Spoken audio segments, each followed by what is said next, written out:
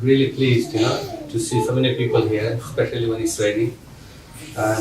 Actually, this is our second annual conference. We started last year to look at the story of Bangladesh and Bangladeshi people.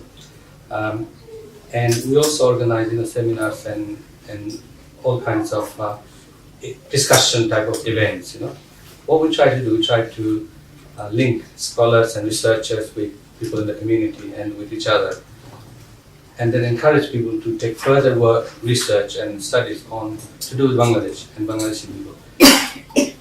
But we want to look at and encourage people to understand all kinds of links with Bangladesh and the rest of the world, because it's a globalized world and it's a one world, right? So we feel that if we are equipped with more knowledge, we'll be able to find better policy solutions to the problems that we face.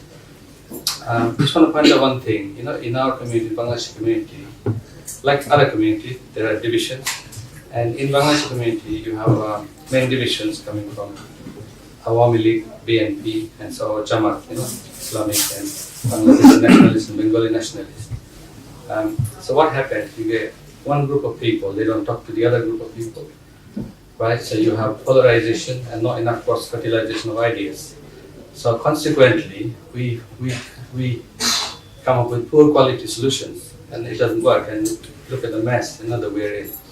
So what we're trying to do, we're trying to encourage people to think more, and debate and discuss and talk to each other, And so we try to create an environment where people from all types of background can come and share and discuss and explore, And through this process, we hope to contribute towards creating a kind of environment where we are able to develop more intellectually and get rid of our ideologically, politically oriented views of history and so on.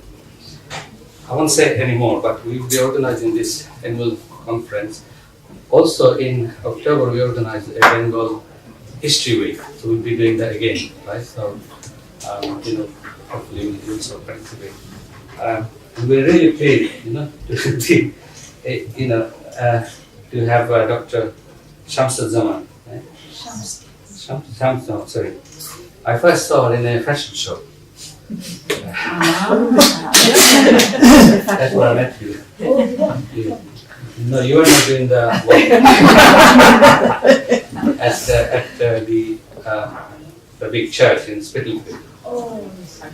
And I was introduced to you by Ansar. And we're really pleased to have you, right? And we sent our details of both of the speakers, so I'm not going to go into giving more details. I'll just say that we got nearly 1.5 hours slot for this session, so she will speak for half an hour or so, and then we can engage in discussion. What we do more, we encourage critical discussion, right? But we discourage people to be personal. You can be as critical as you like with knowledge and using logic. That person to you.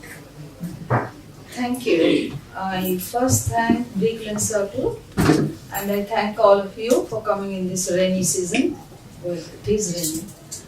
First of all, I would like to know if you can hear me from the back. Can you? Yes. Okay. And if you can't, please do stop me. Now, as you have already heard, my name is Shams Zaman. My title is I Am Bangladeshi. Now, that is nothing new.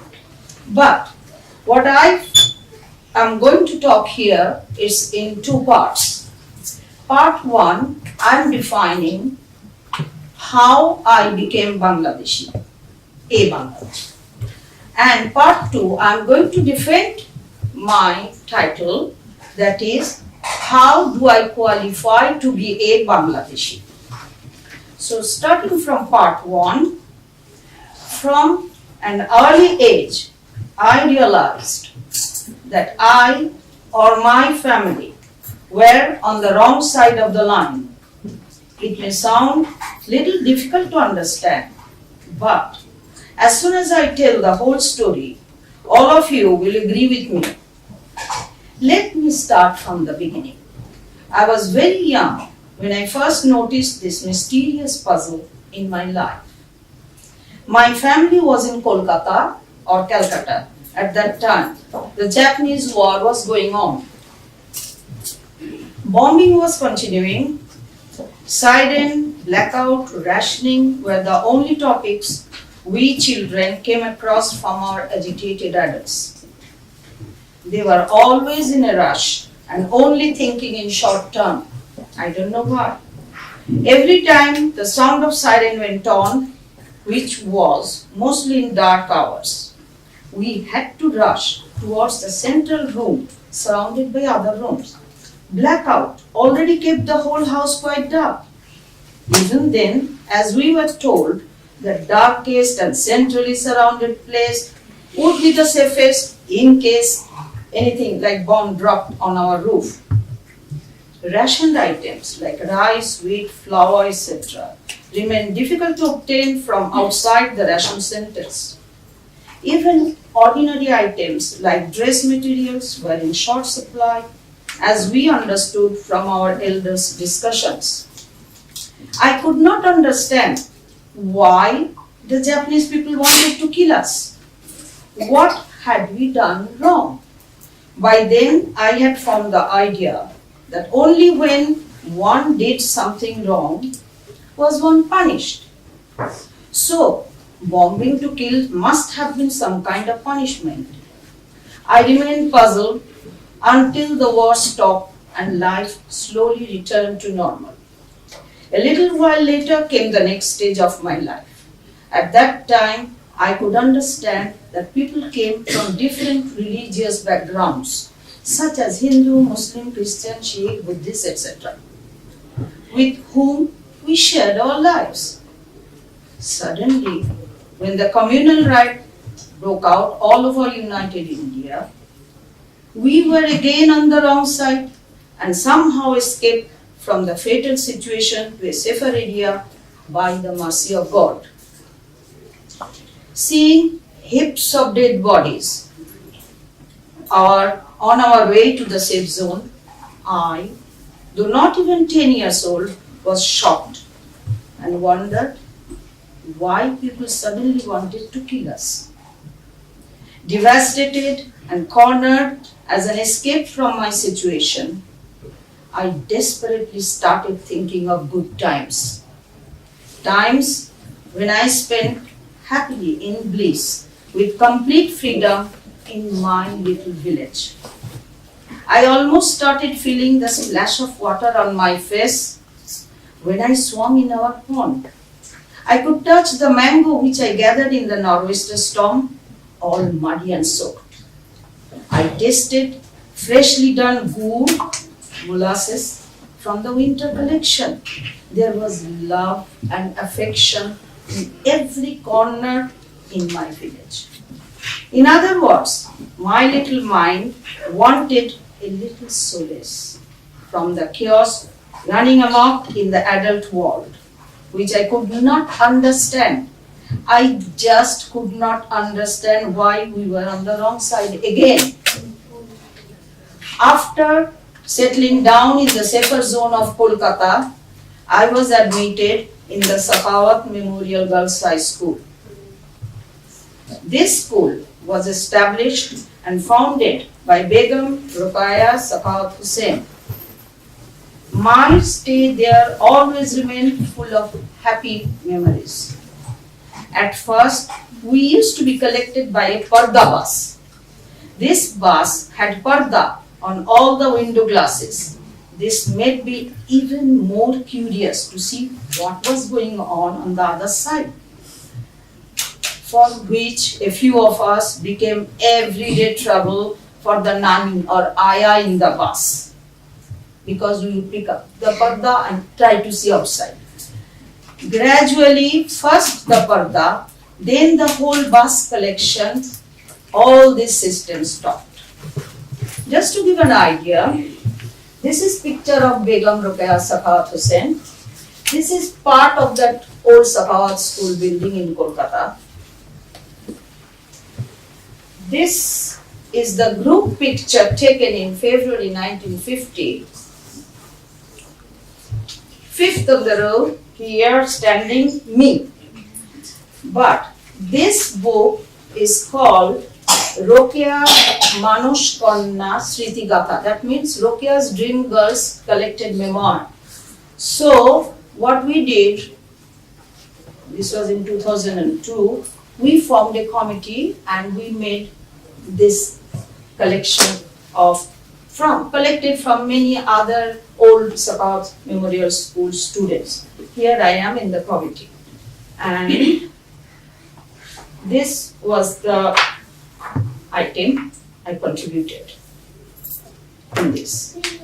Time flowed by, passing through different stages.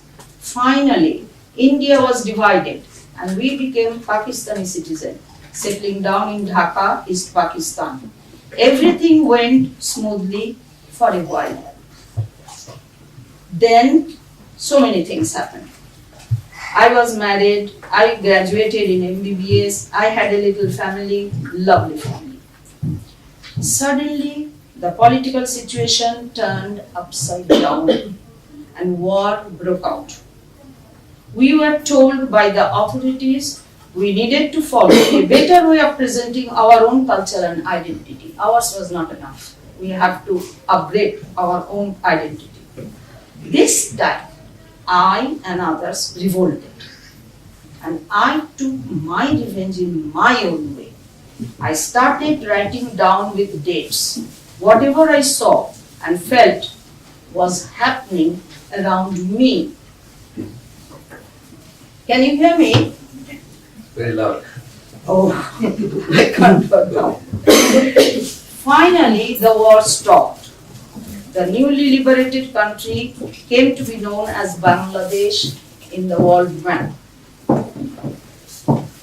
The country was suffering from deep trauma. There was a constant reminder of shortage of food, need for a peaceful domestic environment, and above all, bearing the shock of lost lives from loved ones who went missing and never came back. Our family had a big share in that burden with others. But I kept on clutching very happily this new identity as a Bangladeshi citizen, despite the haunted memory of all lives that were lost around me. After this, my husband, who was also a doctor and an academic, was transferred to Libya. We had a smooth life there until I had a chance to join the Johns Hopkins University for higher studies. There I found for the first time what it meant to have a peaceful atmosphere. I realized that education was the only way out to break all barriers which obstruct the passage of peace. All barriers to me were broken down by advancing in education. For me at least, I feel that. I understood that a properly educated mind acquires a strength which broadens the horizon. My own nuclear family came to England for further their studies, and we finally settled down here in England. Here I was working in the research field of cancer in King's College Hospital at that time. Education pushed the whole family into a new horizon. Very slowly, our cultural boundaries expanded, and we accepted many different varieties of culture in this multicultural British society. We, in spite of becoming part of this British society, always remained deeply Bangladeshi in our own environment. On one occasion, myself and my husband were invited to a garden tea party at Buckingham Palace through the courtesy of the Bangladesh High Commission as Bangladeshi citizens, and we proudly represented ourselves in that function. This was how I became officially a Bangladeshi national and took part in an international function.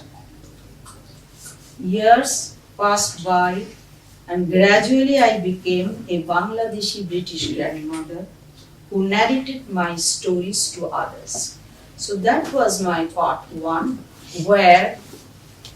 which I defined as I am Bangladeshi. Now, I'm going to defend my title.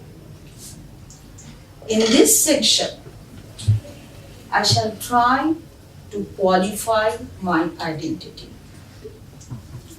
As no theory is complete without some practical examples, similarly, no life story is complete without showing some works done in that lifetime. I just can't say I am Bangladeshi. I have to show. To understand the real meaning of my own identity produced a lifelong search for me. I feel that I have had two very different careers. One as a medical researcher and another as a historian. During my medical research career, I had the chance to work in the Johns Hopkins University, Maryland, U.S.A. and in the King's College Hospital Institute of Liver Studies, University of London. Many of my medical publications were relevant to Bangladeshi problems and were in the fields of dysentery, cholera, malnutrition, smallpox, cirrhosis of liver, and cancer of liver. These papers were published in prestigious journals like Lancet, BMJ, Journal of Tropical Medicine and Hygiene, Cancer, etc. This was the paper on Bangladeshi population dysentery. This in cholera in Bangladeshi population. This in smallpox in Bangladeshi population. And this one in malnourished children in Bangladeshi population. These works were completed while I was working at Hopkins University.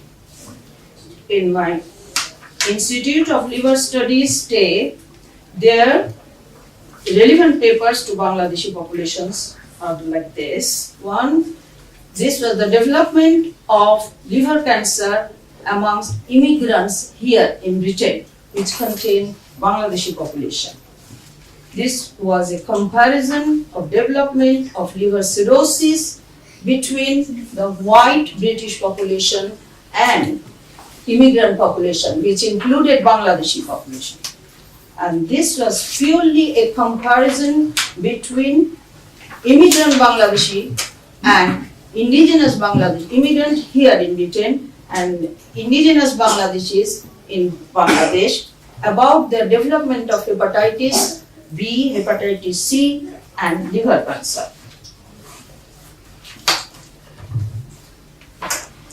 Ours was the last field work in the research of smallpox.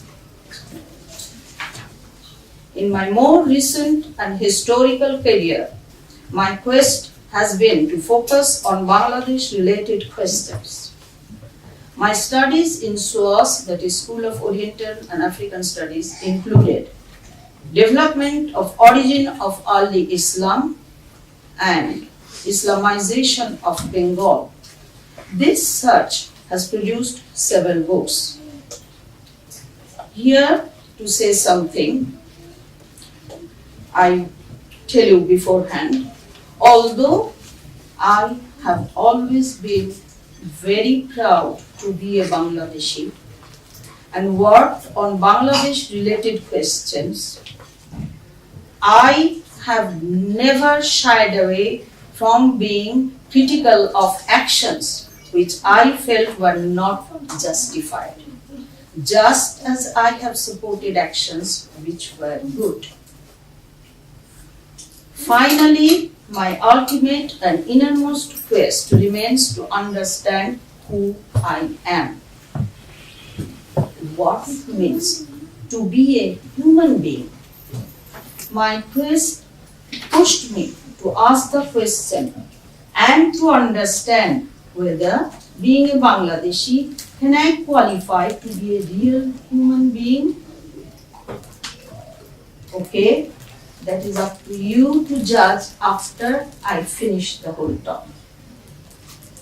This was the book Ekusher Shandhayne, In Search of the 21st. This was the dated, recorded version, whatever was going on around me, which I observed from the language movement up to 1993, that means post-liberated Bangladesh. I hope nobody here have any objection if I read out in Bangla. If the gentleman in the back, I shall try to make it as much as possible here. This, I'm going to read out two pieces. One which I wrote exactly on 16th of December 1971, the day Bangladesh was liberated. Here I was feeling that a big, beautiful rainbow was in the sky with all its 7 colors, starting from violet, indigo, blue, green, orange, red, like that. So now I'm going to read out the actual Bangla because that's in Bangla language that I wrote that day. The title is 16th December 1971. স্বাধীনতা ফুলের 7টি পাপড়ি, 7 রঙে রাঙানো, একের পর এক সাজানো, বেগুনি জমকালো বিষের ধোঁয়া, গাঢ় নীল ষড়যন্ত্রের কুমন্ত্রণা, হালকা নীল মুক্ত নীল আকাশ, সবুজ নবীনের কচি শ্বাস, হলুদ সত্যের একনিষ্ঠা, কমলা ন্যায়ের যুদ্ধযাত্রা, লাল স্বাধীনতার লাল সূর্য, ঘরে ঘরে ফোটে 7 রঙা ফুল, মনের সুরম্য বাগান। I was flying in dreamland. I was floating up there. I could not come down. Historically, it is usually said that about 1,000 years maximum a civilization can go on, then it must have a drop. But in my mind, in my dream, I was dreaming that Bangladesh, my Bangladesh, was going ahead even after 1,000 years with that golden color. So just to give an idea how I felt at that time, this how I was dreaming. I wrote this on 26th of March 1972, but my title here is 2972 26th March.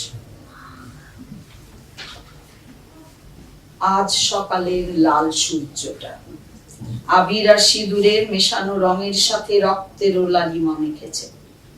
রাঙাতার আলোর রেখা প্রভাতের আকাশে বাতাসে সবুজের মখমলে ছড়িয়ে গুঁড়ো গুঁড়ো হয়ে রেণু হয়ে মিশে যাচ্ছে।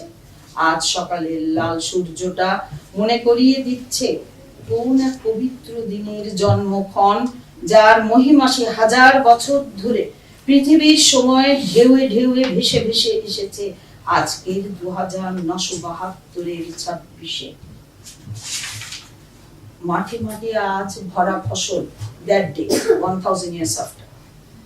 মনে মনে সকলের জ্ঞানের প্রতিজ্ঞা, সাধনার সোপান বেয়ে বাংলার প্রাণ আজ চন্দ্র সূর্য গ্রহ নক্ষত্র একাকার করে দাপাদাপি করছে। আজ সকালের লাল সূর্যটা 2972-এর 26-এ।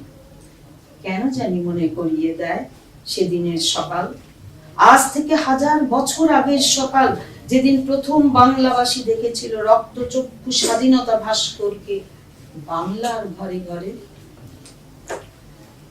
So that was the publication, but without any other information with it. Then I talked about this book. The title is Mirza Shaikh Itesamuddin and his Travelogue. This is a picture supposed to be this Mirza's picture or portrait. I became interested in this Mirza's life story because in my husband's family, he happens to belong few generations up in that family.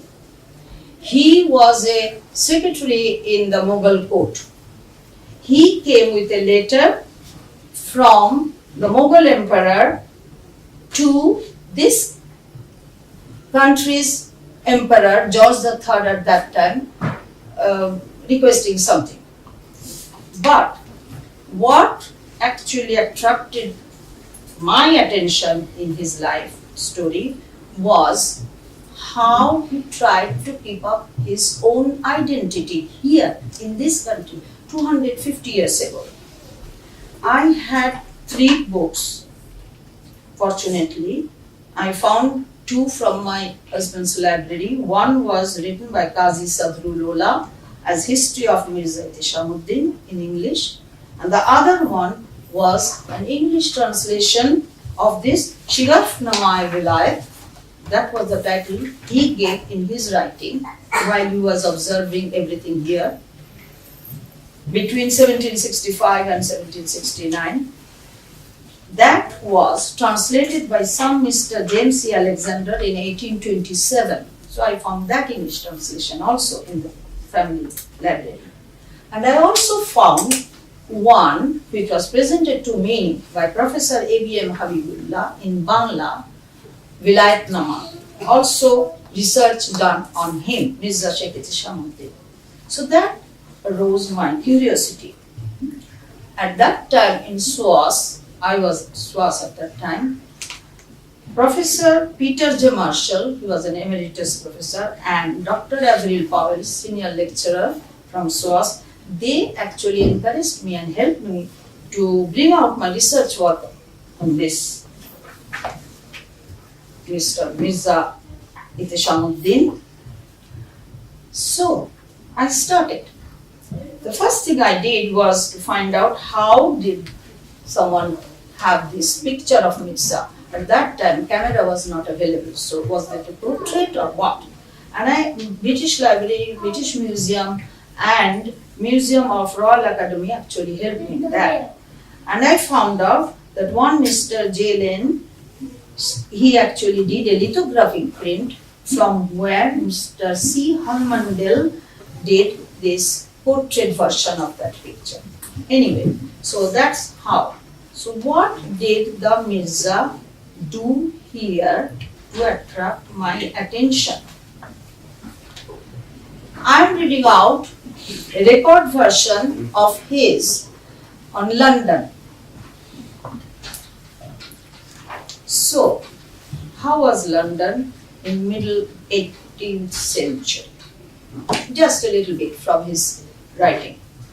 London was a socially segregated city with different quarters reserved for people of different income and occupations.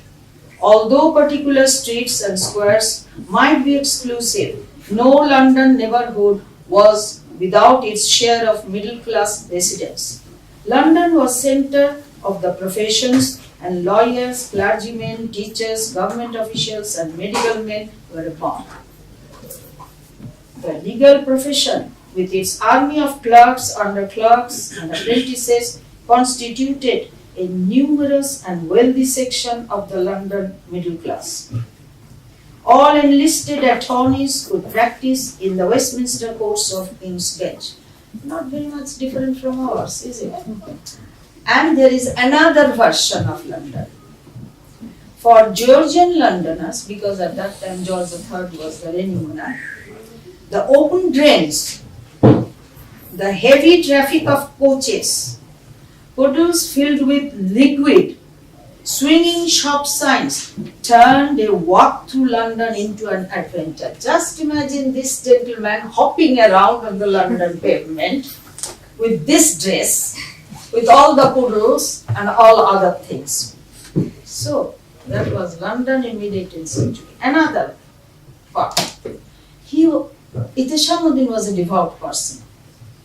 Itesamuddin tried his best not to be sick while he was away from home, in case he was forced to have Western medicine which contained alcohol.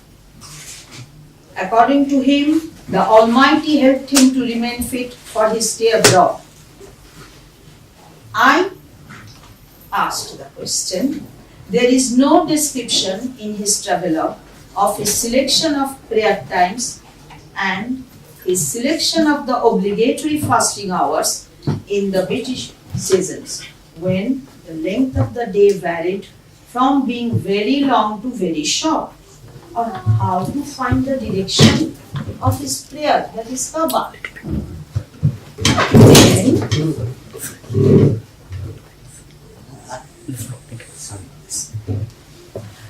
I had my answer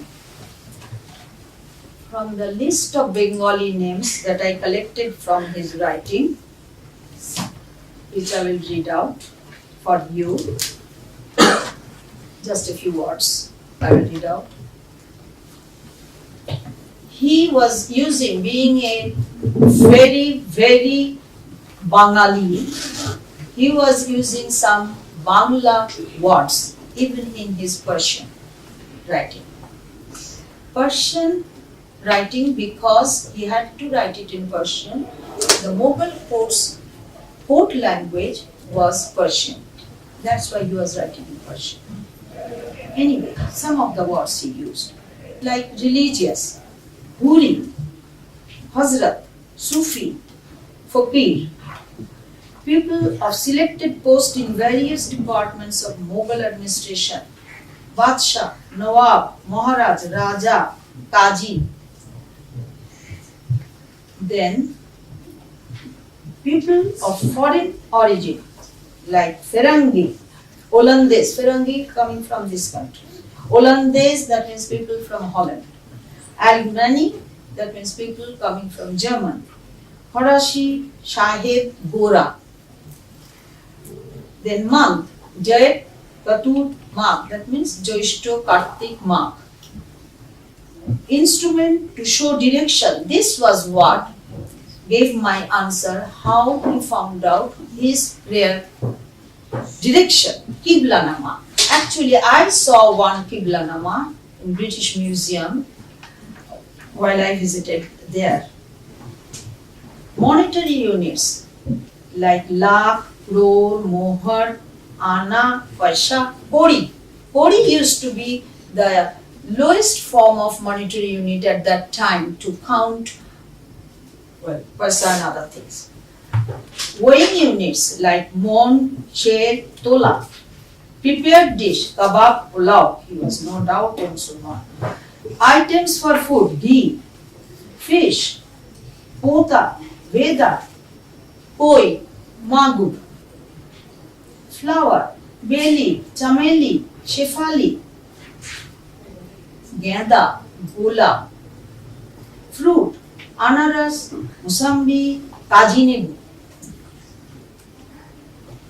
Places, Panchnoor. Panchnoor was the village from where he came. Jahangirnagar means Dhaka. Chotagaon, that means Chittagong. Rajmahal, Kutubpur, Kolikata, Zila. Dress, Chobdar, Kinkhab, Jama, Shal. Language, Devanagari, Sanskrit. Dance, Nach.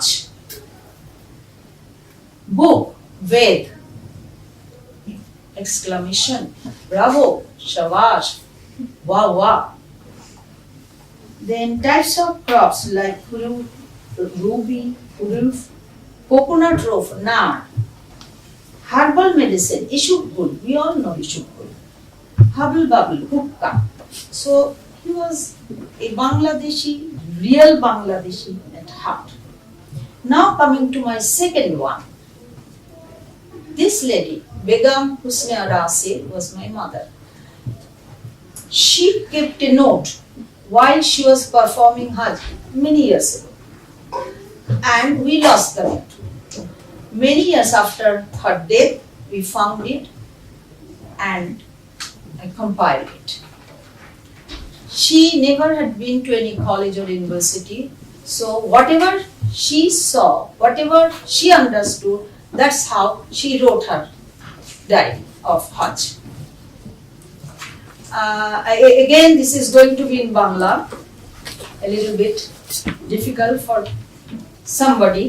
I'm sorry, but I shall try to make it easier for you. 11 February, this is the beginning of her Hajj, how she started. 11 February, পবিত্র বহু আকাঙ্ক্ষিত যাত্রা হজের যাত্রা শুরু হবে। লাব্বাইক মুখে সবাই বসে বাসে উঠলাম। হাজিরা লাব্বাইক বলতে বলতে প্লেনে উঠে বসলেন। So this was how they started. First bus, then plane. All saying, I am, here I am, oh my God. That is labbaik. মক্কায় পৌঁছে মুআল্লিম, that means their group leader, বলে গেলেন একটু পরে এসে হারাম শরীফ. হারাম শরীফ is the place where that cubicle Kaaba is there. নিয়ে যাবেন আমাদের তোয়াফ করাতে. That means the first part of Hajj is to visit that place and to pay respect. হারাম শরীফ হচ্ছে জায়গাটার নাম। শহরের কতিপয় জায়গা জুড়ে এইসব এলাকার কাবা ঘর, জমজম পানির কুয়া, সাফা মারওয়া পাহাড় ইত্যাদি আছে। জায়গাটা এত পাহাড়ে, সমস্ত শহরটাই যেন পাহাড়ের উপর। তার ফাঁকে ফাঁকে কিছুটা সমান জায়গায় রাস্তাঘাট তৈরি হয়েছে।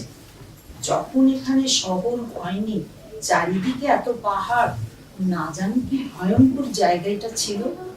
She is expressing her own fear. What kind of place was this Kaaba in the past? Because it's so hilly. She didn't get very much confidence seeing Kaaba. At least her time she saw many hilly areas. But when we performed Hajj in 1994, we did not see so many hilly areas. Things changed. This is my favorite. সব ছেড়ে অনেক রাতে বাড়ি ফিরে এলাম ছেড়ে তবে যেন একটু স্বস্তি বোধ করলাম। খেয়ে দিয়ে শুয়ে পড়লাম। খাওয়া মুআল্লিমরাই দিয়েছিলেন, ভালোই খাবার। মোরগ পোলাও, আরো তরকারি, অবশ্য মোরগ পোলাওয়ের সাথে বেগুন ভর্তা, টমেটোর চাটনিও ছিল।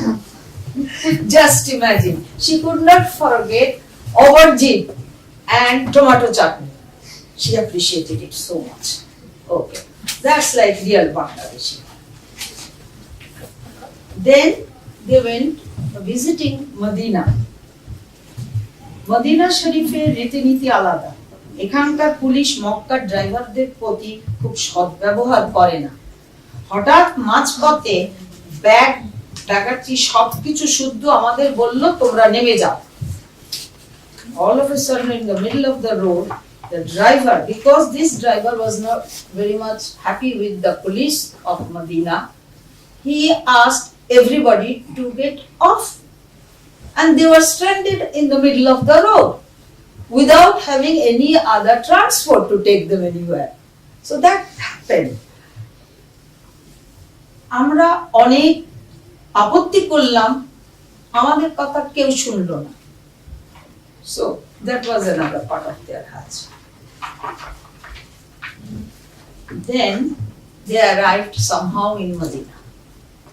And in Medina, their leader, Muallim, took them to show one house.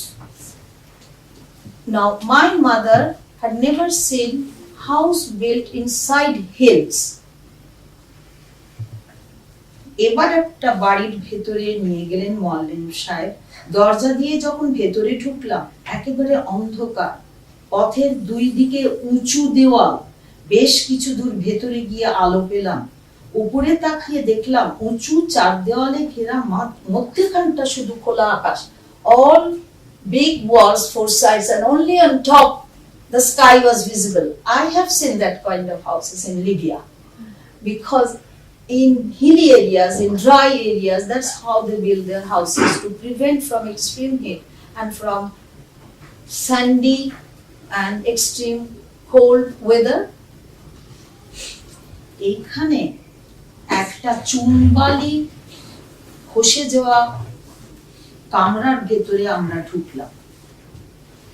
এক কোণে একটা উঁচু টেবিলের উপর একটা কাঁচের বাক্স, বাক্সটা বন্ধ, তার ভেতরে উটের চামড়ার পাতাওয়ালা একটা ছোট কোরআন শরীফ, কোরআন শরীফের একটা কোণা আবার ইঁদুরে খেয়েছে, আর আছে তার ভেতরে একটু কাঠের টুকরো লেখা বিবি ফাতেমার দরজার খিলের অংশ, আর আছে আমাদের রসুলের ব্যবহারের একটা তীর, মানুষ দেখে দেখে তার উপর পয়সা দিয়ে যাচ্ছে। We did not see all these things. Anyway, the next part of it, এই বাড়ির মালিকের সাথে বর্তমান সরকারের এক মামলা হয়।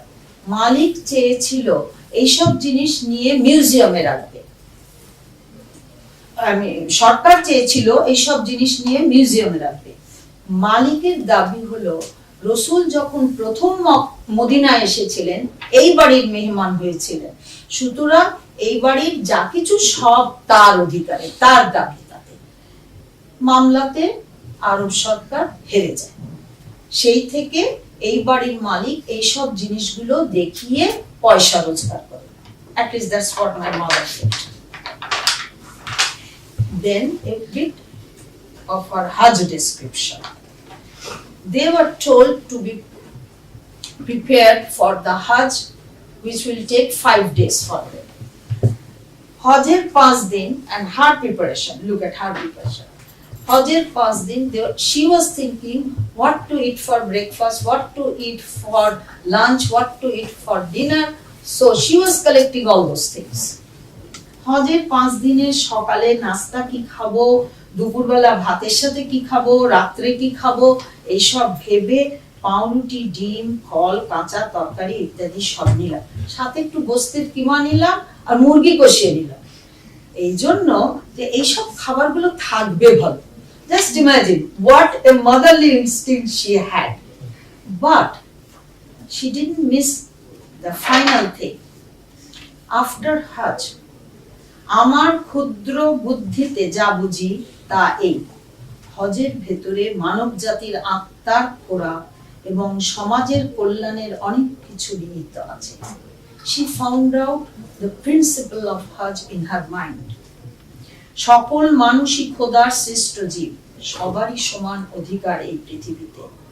হজের আরেকটি মূল তত্ত্ব হলো পৃথিবীর সকল মুসলমানকে এই ইসলাম ধর্মের কেন্দ্রস্থলে হজের মারফত একত্র করে সকলের মনে এক ভ্রাতৃত্ব বোধ জাগিয়ে তোলা, অর্থাৎ মুসলিম Brotherhood.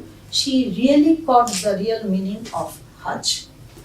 I'm glad she kept all these notes, which we found out after a few years of her death, but we know how they felt. Anyway, these 2 books I mentioned, not relating to my own identity, but to me, according to my calculation, they do belong to the wider horizon of Bangladeshi definition. They were holding the roots of the soil on which we are standing today. We are defining our identity. I am defining my own identity as Bangladeshi because they did show how to defend their own identities. In my more recent and historical career, my quest has been to focus on Bangladesh related questions, which I did there, which I have already narrated, that I feel proud when something good work has been done. But I do not shy away to criticize when something not very appreciated work is done in front of me. Anyway, this book, based on my first book of recorded incidents, I went through the historical backgrounds of all those incidents. But not boring you with all, just to give an idea, the term, how and where we had these terms like Bangladesh and Bangladeshi. Bangladesh used to be known as Vanga or Banga in the early Aryan period, long time ago. During the Pathan Sultan period, this land started to be known as Bangala, a use which continued up to the Mughal period. Afghan sultans called the locals Bengali. This is the first written record of the term. One Afghan leader, Sultan Shamsuddin Ilyas Shah, was the first to encourage the ruling class to identify themselves as Bengali through their names. The British used the name Bengal, and the area now outlined as Bangladesh was known as East Bengal. This latter region became East Pakistan upon the division of India at independence. Sheikh Mujibur Rahman introduced the name Bangladesh in January 1970. Finally, the War of 1971 made Bangladesh a reality and introduced it to the world. The people of Bangladesh nowadays are identified as Bangladeshi nationals, a term introduced by President Ziaur Rahman. So that was the history behind this Bangladesh, Bangladeshi, etc. I am going to read out an incident which happened when I was visiting Bangladesh at that time. This happened in the English department of Dhaka University in the old building. The Dhaka University campus. It was the time of the old students' reunion in the English department. A lady came and joined the group. It was March 1991, the time. She evidently drew everybody's attention. She was in a very fashionable state, about which there was no mistake. But they, some male students, could not tolerate this extra attention and started to show their reaction, verbally first, then followed physical assault on the ground of the university campus. She was terrified and taken aghast, but it was too late for the moderate to come back to their senses.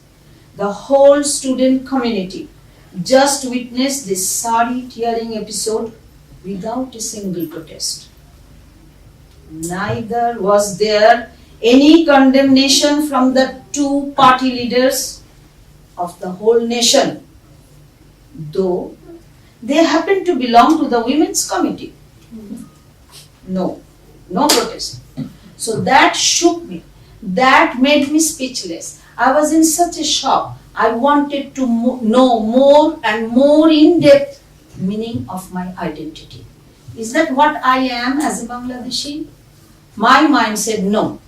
So where do I go for this search to find out in-depth meaning of my identity? I found from an unexpected corner. From my faith, I knew that Islam has another meaning called ways of life. If so, then I would be there in that book of Islam. I have to be there in that book of Islam. So I started looking for myself in the Quran. How? There came a problem. It was 1400 years ago. So the language wouldn't be of today's 21st century's mind. How would I understand this? But there was a surprise waiting for me. I started in a skeptic way. Okay, let's see, how is the human being described? So, according to me, the human starts as a small fetus. Medical we call fetus or embryo. How is Quran tackling it? Is there any such thing in the Quran? Yes. I was wrong. I was surprised. It says, how? Produced eat. Not man, not you, not she, not he. Produced eat as another creation. Quran is addressing that fetus as it because it was no longer, it was not man or woman at that time. Fashioned you, it is getting developed harmoniously and in due proportion into whatsoever form he willed. Fashioned man from molded mud, fashioned them from sticky clay. There cannot be any other specific word for it. This is the last description I would say. Molded mud. I am sure everybody of you are aware when the potter molds the pot. The mud gets molded into shape and the clay is sticking to that pot. So this molded mud is so appropriate. Fashion them from sticky clay. So nice. So I wanted to know more. Was there anything about other living beings with whom I share this world? Yes, there was. Created variety among living animals and other living creatures. So there are different varieties. Plants, animals, insects, humans, everywhere. But for me, what is there? Created variation in man's language, color, and different nationalities. How can I be more specific? In human species, there are different colors, different languages, different nationality. So we vary. So what's the problem? Why do we fight? It is said 1400 years ago. But what about them, the others? Human, okay. But what about them, animals, insects? Are they to be treated equally like me? Should I? Yes. They are communities like you. They are people like you. To make me understand how much living being they are. Created different background for different varieties. So I have to understand for each community that we feel, see, understand, have different background for their growing up. Just as I need my human background, just as ants, bees, elephants, they all need their own background. I cannot surpass the limit. I cannot exceed the limit. I have to be within limit when I deal with them. I'm talking about myself. I wanted to know more. Is there anything more specific about human like me? Man is gifted with faculties like speech, vision, taste, language.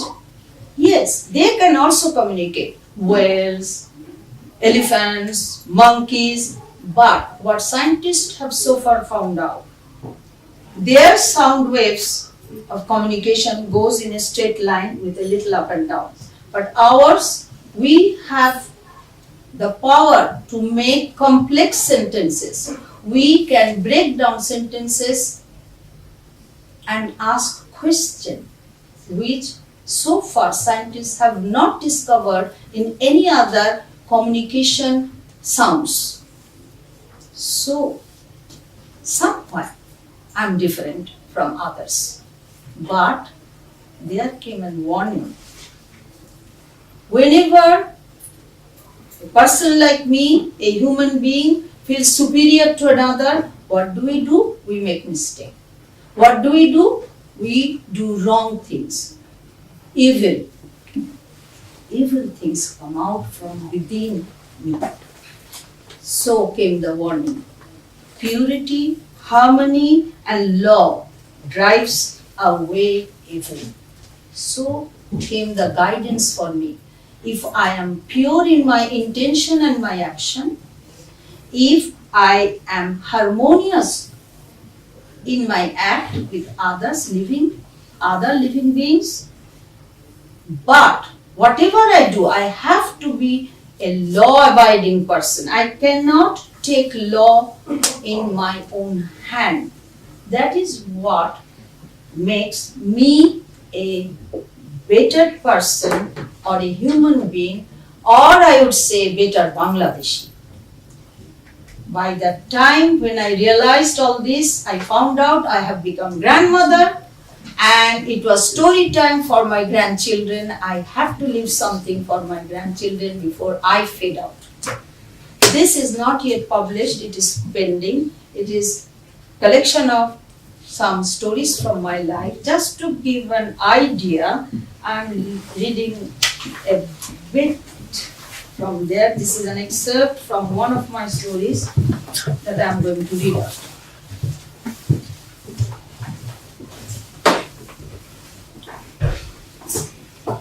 This is just a part of the story from there.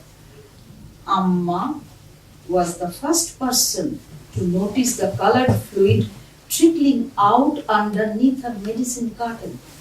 The carton was a printed cloth partitioning all the medicine shelves from the general view and protecting those colored bottles, at that time medicine bottles, that's what it used to be, from the children's reach. She was alarmed, but suddenly there was a crashing noise of quite a few bottles on the hard floor, and a brown furry paw holding one of Amma's homeopathy bottle became visible. We, as the group of children, declared war. Seeing Amma's panicky face, we really wanted to fight. But before we could find and take our final decision, something very furry with 4 legs and dark brown in color suddenly dashed out of the room and jumped from the veranda on the coconut tree. There was a coconut tree with the equal level of the veranda. Our mission started at once. We started shaking those coconut leaves with our might. And the cheeky monkey, instead of showing any remorse, was rather enjoyed the battle scream. Started showing its white shiny teeth, making creaking noise, jumped from one to another stem, and started even shaking the coconuts, resulting some coconut to fall on the ground. This made Amma desperate to get rid of it. But suddenly the whole battle stopped abruptly. Somebody from the next door entered and started talking to Amma. Suddenly something happened. Without any notice, a coconut fell, just missing the head of the gentleman from next door. Just missing his baldy head. We looked at him, because usually coconuts don't fall, you have to take it down. Looked at his surprised face, scratching his bald head, and decided to leave this near mess place as soon as we could. So that was the end of my storytelling. Coming to conclusion, I said this: I have realized I cannot get back my past. Neither can I be in the dreamland forever. So for me to qualify as a Bangladeshi today, I have to go on enjoying this period, this current period, wherever I am existing. And how? Only through advancement of my knowledge. I thank you for listening to my stories. I am sure all of you have many such stories to tell and are proud to be Bangladeshi just as I am, wherever we may be.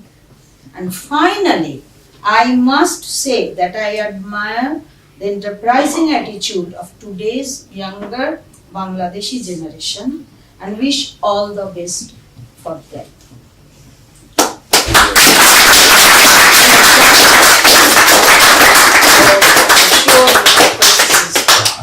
you very much. I think we all have our own journeys of finding identity. So I'm not going to tell you mine because it's not going to be as interesting as this one.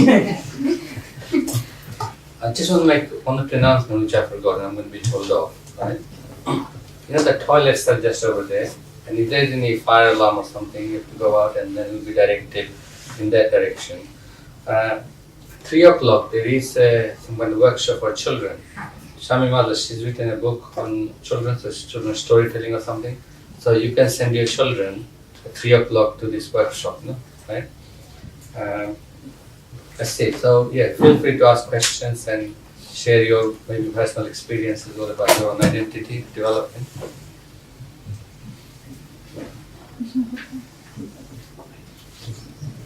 Thank you so much. It's such an inspirational talk, really. I feel very honoured to have had it. I just wanted to know your mother's Hajj story. When did she go on Hajj? That would be, they started the preparation in 1967, and the beginning of 1960, that would probably end of January, she came back or something like that. Yeah. We lost the note actually after. She told us that she wrote and kept a note, but you know, as it happened. It's wonderful to hear from her. Thank you. Love to read Thank the you. rest of it. Thank you. Come on with questions, please. Dr. Shamsuddin Zaman. Sit down, Dr. please. Shamsuddin Dr. Shiraz, please have a seat. ইনাকে দিয়ে আমাদের সম্মান Please sit down. Dr. Shamsuddin our thanks and greetings all we can My offer. colleague. Finish. Ask question, please. Yeah? Question. Come on, you all. Come. You know the Please. regarding the Hajj. Yes. When was it written? Hajj story. Just now I told the story. Actually, her narration was written then and there every day. She kept a note. Which year was it? 1967 end and beginning of 90, because she was back in January. So around that time. I just want to add, first of all, I did not really expect to see someone of my granny's age. Yes, of course. I'm proud to be your granny. And it's fascinating, and I'm really feeling privileged to listen to you and your journey. And it's really also inspiring me to, you left me in a thought process, like also thinking about my own identity and the questions and the struggles that we face in everyday basis. And a lot of political issues also came along as Oh, I'm out of politics. you did give example of 1991 incident in Dhaka University. Yes. And also I am inspired to, or intrigued to ask you a couple of questions. Number one, we are aware of the debate of being Bengali or Bangladeshi. I quite find it interesting, and also I'm happy because I quite share the same claim that you claim, that Bangladeshi identity. And you have also chronologically devised how it actually has happened through Shaikh Rahman first uttering Bangladesh and President Zia Rahman later on probably giving it ultimate credentials within the Bangladesh constitution. What is your input, or what is your suggestions or your let's say comments on that debate, very particular debate, who says that Bangladesh was divided, especially the West Bengal and the East Bengal, in 1971? That's one question. And my second question is, in this, as I've also listened to your poem, and you do sound like a very an individual who really always sought knowledge and quite philosophical when you really wrote your poems and everything. I think you have, my name is Ekusher. I'm not Itesamuddin Shaikh, the Mughal guy who you described. To me, I find it like when we try to really limit our identity, we are only able to do this probably until 71, some probably until 1947, and some may go back even probably during the Mughal time. We as human beings probably constantly seek this. But in the universe itself, in the struggle of finding our identity, when you have really at the end dependent on your own faith. How relevant it is for 21st century people like us, where we find we are in ourselves in this multicultural world where we are British Bangladeshis as well as we are Muslim. A little comment on that. So two questions. One is on the debate of Bengali and Bangladeshi, and the second one is how relevant it is to really define a clear-cut identity for ourselves in this time and age. Your first question is what is the difference? Sorry, it was such a long question. I'm sorry, on the debate The first itself. thing is whether being Bengali we can be Bangladeshi or not. Probably, yeah. Probably, so you are not sure. Second, what's the difference between being Bengali and what's the difference Well, to between me, being Bangladeshi? This talk is totally, completely on my personal. I am absolutely non-political person. I do not go with any politics. I go rather with human being. Yes, you come and say I am a human being. Yes, I am with you. I go with the anatomical structure. I go with the physiological action. I go with pathological problem like that. Yes, I am with you. But when you ask me political question, I am sorry. This is completely, totally on my own background. But just to give an idea of yours, what does it matter? If you are a Bengali or a Bangladeshi or Bengali, does it matter? But one thing, there is one thing. When I mention these people coming from the past, like Mirza, Shaikh, Itesamuddin or Hosni Ara, it is true that without past, a present cannot stand. We all have to agree. And it is also true that, as I narrated, the word Banga started from Aryan period, thousands of years ago, if there was a Bangladesh type of thing at that time. So why bother? What is the difference being a Bengali, Bengali, Bangladeshi? What does it matter? If I am a human being, if I am pure, as it is described, if I am harmonious, if I am law-abiding, that's what it matters. For me to be a Bangladeshi, if I am not pure in my intention, it's about me. If I am not harmonious with others, if I am not a law-abiding citizen, I do not qualify to be a Bangladeshi unless I am like this, unless I am a human being. Do I answer? That definitely helps. I'm sorry, I can't go beyond that. Can you ask this question later on too? Can I come in here? Yes, please. Because I think I can sense where your question comes from. Because My colleague also. okay, now I don't disown anything that you have said, but by claiming yourself to be a Bangladeshi specifically, I'm sure it is from your personal point of view. You are also leaving out a lot of Bengalis who happen to live in West Bengal, what is originally Bengal was a Bengal. What you are saying, it means that only people are Bengali or Bangladeshi who belong to Bangladesh. But this is not so. Historically, it is a later event. But what I'm saying that if you, instead of calling your identity as Bangladeshi, if you call yourself Bengali, that would cover linguistic aspect of identity.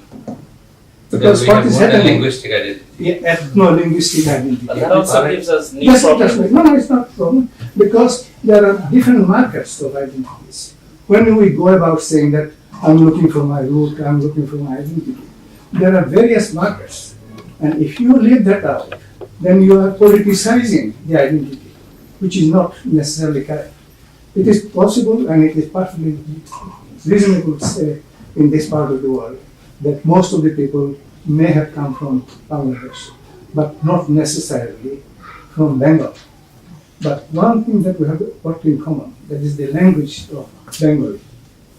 And if we hold on to that identity, a lot of cultural aspects of which we have got every right to be proud of, And it goes way back. Will we disregard the national states and the No, boundaries? I'm not here to regard or disregard. I'm here, if some states he wants to be inclusive, that I suggest that is a better way of being inclusive than leaving out a lot of people in this situation. One comment that we made about Itesamuddin, I didn't swallow it well, and I think I have made it clear. Whatever Itesamuddin was, he couldn't possibly a Bangladeshi, because Bangladesh didn't exist at that time, but he was ethnically a Bengali. Probably And one Exactly, that's and what I more important, And religiously. religious Muslim, yes, but religion, to my mind, is not the only identity of a nation Never. or individual. Never. Can I just say, maybe he wasn't ethnically Bengali either. No, yeah, Gentleman. you're right. Sorry, not ethnically. I just wanted to touch on the identity comment on Bengali and Bangladeshi. Politically aside, I know coming from a North American background, when I moved to London, we don't have, when you're putting down your ethnic identity, Bangladeshi was not something I ever identified with because of the words. We would say in the U.S. Bengali under ethnic identity. So to me, at least personally, I think it's a humanistic idea. It's based on personal choice. Exactly. That's why I said that I move on, Yeah. giving myself as a human being. That's why probably I couldn't make out very loud. Yeah. I said that to defend my title as a Bangladeshi, can I be a real human being? Can I be a better human? Unless I qualify, that's why I said it is in part 1 and part 2.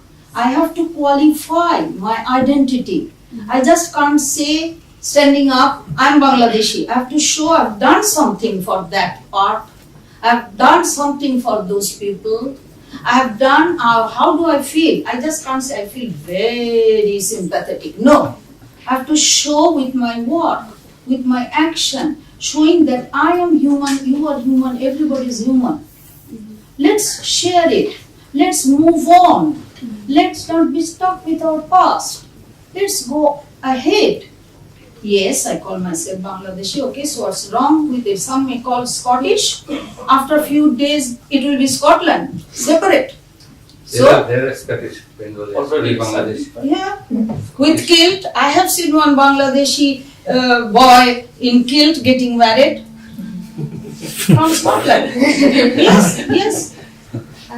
I just speak towards and maybe we can move on from identity, but the problem with identity is you can't pin it down. And I think what you're trying to do is say, I must be this and this and this, and if I'm not those things, then I'm not me. But identity shifts, and as we said, the identity is different levels and different. It's better to think of a network of that each individual is part of. I think that's what Amidullah tries to emphasise with the Brick Lane Circle, is that one affiliation will be through Islam, and another will be through language, another will be through your geographical location, and all of these things define you as a person, but they change throughout your life, as your life has changed so much, and Yes. different points you would see yourself as different things. Yeah. So instead of trying to narrow things down into we are all of Exactly. this one group, then surely we should be exploring the network. More as a of human. but also just the richness that makes Bangladesh multi-layered, multi-cultural, multi-ethnic identity itself. It's a complex, it's a complex network of belonging. Really. Also, just want to kind of, I know we're talking about identity, maybe shifting away from the book, but I think also identity, as you mentioned, is quite personal, but you have to remember, according to his criteria, you're measuring yourself, because we all have multi-identity, so you can be a Bengali and Bangladeshi. I don't see a contradiction in that, because there's a historical, cultural aspect that brings onto it, but I feel sometimes a little bit threatened that after 71 we call ourselves Bangladeshi, which is absolutely fine. But historically, sometimes people misidentify us with any history of Bangladesh because it's all associated with partitioned India. So that's why it's absolutely fine to call yourself, in my opinion, Bangladeshi and Bengali. But don't forget, as an example, when you go away abroad on holiday, they ask you to fill in the forms and you can put in British. So you can, use it to your advantage. If it helps you to be British when you go abroad, call yourself British. If it helps you to be Bengali, call yourself Bengali. And I don't think there's a necessarily conflict. It's like with anything, you can be British, Muslim, Bangladeshi. I thought if you become too picky, then you have to ask yourself, are you Sileti? Or what part of the... Exactly, yeah. You can go further, but one important thing is there's a lot of cause and effect, from colonial days, from the Mughal Empire as well. The partition of 47 of Bengal actually, partition of Bengal took place under British authority in the early 1900s, and it didn't work. So there's So there's a lot of history in there as well, and I think you should also ask yourself, according to whose criteria you're measuring yourself. If you call yourself Bangladeshi, whose idea are you measuring yourself? Because even the term Bangladeshi sometimes differs from person to person as well. Yeah. Why you say it didn't work? Why didn't you work? That's it. It's filled up by political agitation. Yeah, but that's the thing. Yeah. It's all. It was too impractical. It was not practical to have that kind of division. Well, An Englishman gave me a lesson. He said, why your people occasionally fight to be known as Bengali or Bangladeshi? Look, I'm an English, but immediately I say, I'm a British. True, I'm a Bangladeshi and everything, but Bengali, if you want to trace your history 1,000 years, and there is no point in fighting. Finish. See, the trouble is probably for your generation is what you were Pakistanis, you were British. Now you British became again. Bangladeshi. Yeah. Now we were born in 80s, and in this time and age, when we are digging our own identity, it's quite a task. I can tell you, and go through the journey. we can. I'm not saying I'm in trouble. What I'm saying, when we are seeking our shared identity, this is when we are having debates, and we can have a civil one. We can have a good one. Not start fighting with each other. When I'm questioning how we should investigate this, I'm not actually declining or I'm like cancelling any arguments for calling myself Bengali. To me, probably now we are all universal. We call ourselves global citizen or local citizen. So I could not care less about what is my language identity or even faith identity. They're becoming less relevant. Ethnically you have been going. Exactly, but the connecting the politics, this is important. All day long we talk about politics because the identity is something very much connected to politics. You say about Bongo, you say about 1947, the way the identity shifted in terms of giving us the shared identity, it was all about politics until today. Just one thing, only one part of Bengal was called Bongo. Yep. Yeah. And the Muslims call the whole part Bangla. Yeah. Any other question? Any other question? Yes. Anybody else? Rita, you're the first question. Sorry? You're the like that question. I think I was just listening to what you were saying, and one thing popped into my head is personally I feel that the younger generation, they're born in the 90s, even though some of those are born in the 80s, they were in a really confused state because I don't think our parents really set us down and explained to us who we were. We were always told, oh, you can't do this because we're Bengali, we don't do that kind of stuff. Or you can't dye your hair because we're Bengali, we don't dye our hair. So that's how I kind of sort of understood my identity. You can't do this, you can't do that, you can't do that, so on and so forth. But I think it's nice to hear that there's a lot of discussions happening right now. I think one question I do have is in terms of the British Bengalis. We are sort of we're always confronted with this idea: what are we? Are we Bengali? Are we Muslim? Are we British Muslim? British Bengali? Or how do we define ourselves? And you said that what it comes down to is being human, and in a way it doesn't matter. But surely it does matter because in order to make sense of who we are, we have to know where we're from. And in order to understand why our parents have certain rules and values that they guided us towards, again, it comes down to where we come from. And So I think my question is like, we are, us British Bengalis, we are in an environment where we have our Bengali culture, which our parents have brought from Bangladesh, and at the same time, we are living in a country where their values are slightly different. I personally have a lot of friends that are getting married to non-Bengalis, so they're sort of like deciding what language they should teach them as in addition to English. And so I think my question to you is like, what would you say? What are the aspects of the Bengali culture do you think we should pass down to our kids? When I mean aspects, I mean like arts, history, music, poetry, politics. You know, like what do you think is important? Because it's not going to be easy for us to like. I know teach them everything. it is not an easy question, and you are asking me. Okay, I have 3 points here for you. First of all, each person is individual. As you have reached the state where you can ask questions, that means you can also decide your own future. I'm telling you. And the second thing is, yes, we have multicultural societies around us, right? I'm giving a very funny example. If we go in a zoo, what do we see? We see all sorts of different creatures in different cages. But they are under the name of zoo. We are all different people. As I have read out from the book of Islam, that different varieties exist even among creatures, animals, human beings. So we have different varieties. Just accept it. We are in a multicultural society. The language is English. Your passport is British. Find out yourself what to do. When you go in a Bangladeshi Citizens Cultures Association, speak Bangla. When you go to a cinema, that what is called, that Bhangra, so speak Punjabi. Whatever suits you. That's my answer. Good answer. I think that.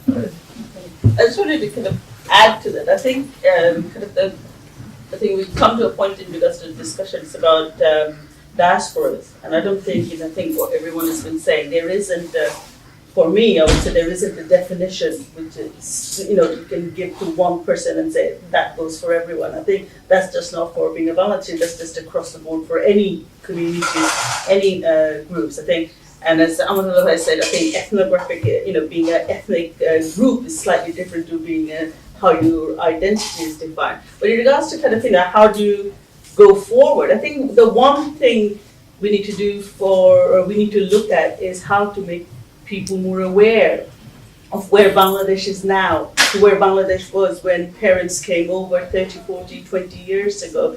Bangladesh of today is a very different place to what Bangladesh was when parents migrated. If you go to Bangladesh now, in any city, any village, it's got the most handsets of mobile telephones, of technology, more than you have in this country. Bangladesh is a different place. So our notion of what being a Bengali is, or being a Bangladeshi is actually 10, 20, 30 years back. So when our parents and what we pass on to our children is actually stuck in a time warp, when it's for us to decide how and what we take forward. If we want to speak the mainstream language, which is English, that's the reality. That's what our children will speak. If we want to bring aspects of culture into it, that's for us to decide. I don't think it's the responsibility of the school. Why should it be the responsibility of the school? What we also have to remember that being a Bangladeshi, being a Bengali, being whatever you want to define, is not being about being Muslim. We have so many faiths, so many cultures, so many kind of different groups of people who make up being a Bangladeshi. We don't acknowledge that. Even in the UK, the number of people, yes, being a Muslim is the highest number, but that's not the largest, there are other groups. And until we accept that it's a whole group of people, we got a lot to do. But there's a lot there, and the thing is for us to decide how we take it forward. I think the angle that I was coming from is you have a lot of young people, they're adopting, you could say, an Arabic culture. They're sort of identifying with that culture because they see themselves as Muslim. And they think, well, I must dress in that way because I'm Muslim. I must listen to that kind of music or non-instrumental music from that kind of culture because I'm a Muslim. There are a lot of Bengalis now who are actually, instead of teaching their kids Bengali, they're choosing to teach them Arabic. And so for me, I personally think that's a bit, I mean, that troubles me because I do think we all seek a place where we can belong. And a lot of Bengalis here, they haven't found it. They haven't found it here. They haven't been able to get it from their parents. So they've sort of taken it from another culture altogether. And I don't know, I just sort of think it is important for us to learn. Just to say one more word, just a small sentence to your question that you were told by your previous generation, your murubbis, that don't do this, don't do that. That will always happen. Murubbis will always tell the younger generation, don't do this, don't do that. That is the advantage of being senior. Is that lady on top? I just think I've just started working with third country nationals, like Bangladesh and other sorts. And I think one of the things that is Speak up. one of Yes, the I things can't that we recognise is that everyone comes with different identities, whether it's Muslim, whatever it is. I think what we need to do is have a place where everything is accepted and we can have that open discussion.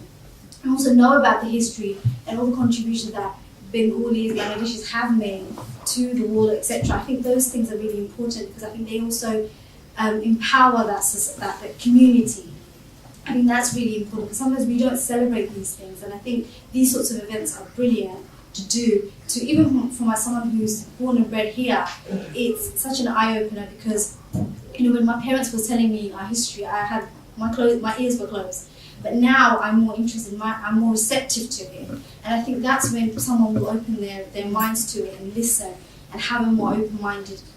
Because I think sometimes we are trying to always categorize people. If people choose to be a certain way, we let them be, but also that we have that open door that, each and every one of us has something to contribute to this community and to sort of progress in that way. I think that's really important. And I think events such as these are really brilliant and, to learn. I'm learning so much, and I think a lot more of us would learn to have these open discussions because I don't think it's one answer will fit everyone. I think that's identity, isn't it? I think what we are all saying is one thing, that is we have to move forward. Just one thing before we finish. I consider myself Bangladeshi Muslim. You decide who you are. That's what I said. We all move forward. Just one word. One reality we seem to be neglecting, and that is where we are, and we are in England, and this is very important because it doesn't matter all the identities we are talking about. These are the markers of separateness, identities which marks you out as different, but the whole thing should merge into where we live. And while in Rome, behave like Romans. As far as I'm concerned, I'm quite happy to do You can't do that though, if you're a Muslim, you can't be like them. Leave it to me, please. I'm inside that. No, the British never be anybody else except British. Yeah, I know. They become Australian by changing themselves, but not adapting the Aboriginal identity. But just as Shams has said that be yourself, fine. But at the same time, I cannot possibly ignore the reality that I happen to be in England. And I have been here 50 odd years. Beach Bangladeshi Muslim. Yeah, but that's what. I think it's up to you. I think let this discussion, and it's a journey for everybody. I think what Britishness is a whole other can of work. Thank you. Really, thank you very much. Thank you all. Really, thank you. Really.